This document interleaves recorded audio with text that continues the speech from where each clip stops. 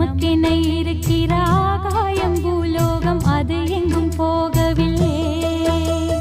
நதியுண்டு கடலுண்டு எல்லாமும் நம் சொந்தம் கலங்கிட தேவையில்லை.